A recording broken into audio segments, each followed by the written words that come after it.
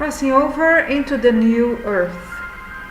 You recognize your urge to cross into a perfected plane where you can live accordingly to your belief in a material, ecological, and spiritual sustainability in a cooperative system that supports equally all of its parts.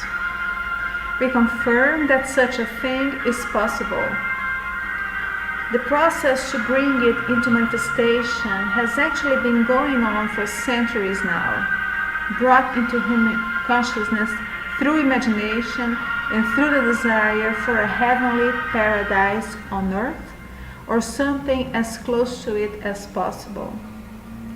Indeed, humanity has been weaving it for millennia. However, human consciousness still relies heavily on duality and polarity, which deep down means that there is an unconscious and erroneous belief that for some to go up, others must go down. The effect that it has on human consciousness expansion and evolution is the perception that some of you are on an upward flow of ascension, whereas others are going down and down into lower, slower, and denser states, and so your reality becomes that. This is not the only way, but this is how it is happening. We have witnessed the creation of two separate groups in humanity that have been growing apart from each other for quite a while. A split within humanity then has become inevitable, and it is happening as an ongoing and gradual process that has had a peak and its most accentuated or prominent moment in 2011, more specifically in August, around the 8th.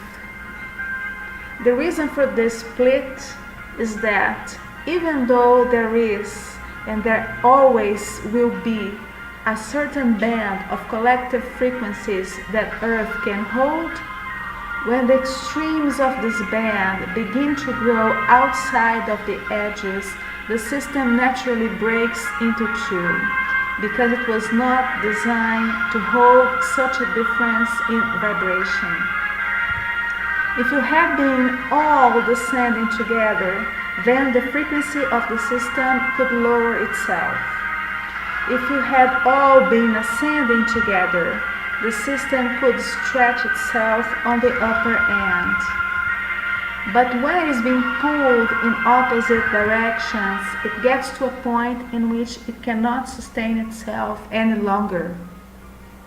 That is why the Earth has been divided into what could be called the old Earth and the new Earth, or Earth 2.0. So now we have two systems, each with its own band of frequencies, one higher than the other. It is as if the house that is Earth now has gotten a second floor. Some pertain to the first floor and some to the second floor. There is a stair that connects them, so they are intersected with one another. They coexist, but at the same time they can function unaltered by one another. People get allocated naturally by resonance according to their energy frequency. There is no judgment about where each person belongs to or about the process itself. It is part of Earth's evolutionary process set into motion by humanity as a whole, having been consciously or unconsciously chosen. When we look in terms of the individual, when one hits a frequency that could connect to either one of the Earths, they can get stuck in the middle, stuck in transition, feel lost, have a feeling of not belonging, lose their footing and their grounding, and keep coming back and forth from these somewhat parallel worlds. It can get tricky when you want to move forward, but there are still people, places, or circumstances that you know you won't be able to take with you into the upper level. What has to be clear is that these planes are not completely separated. However, you need to establish yourself in one or in the other. If you move your consciousness fully into the new earth, you can still keep some old connections, so as long as they don't drag you or your energy down to the point that you're either stuck in between or you're dragged back. If you do get dragged, you'll feel displaced. Having a higher energy and consciousness in the old earth will not be an asset as you might think. Quite on the contrary, it is like having a superpower that no one sees or appreciates. It is necessary, though, to do the crossing into the new earth if you're up for it. A cleansing of emotions, thoughts, beliefs, and memories could be needed for you to fully enter there.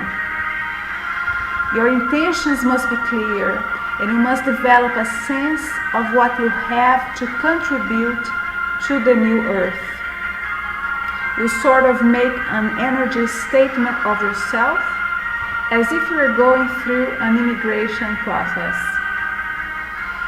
The steps to be taken are: number 1, assess internally if you find yourself ready for the new earth.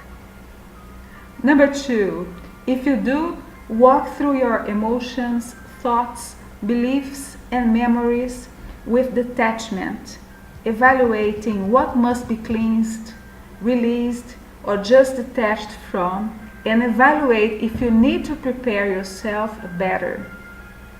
You are consciously packing with the essentials and without excess weight.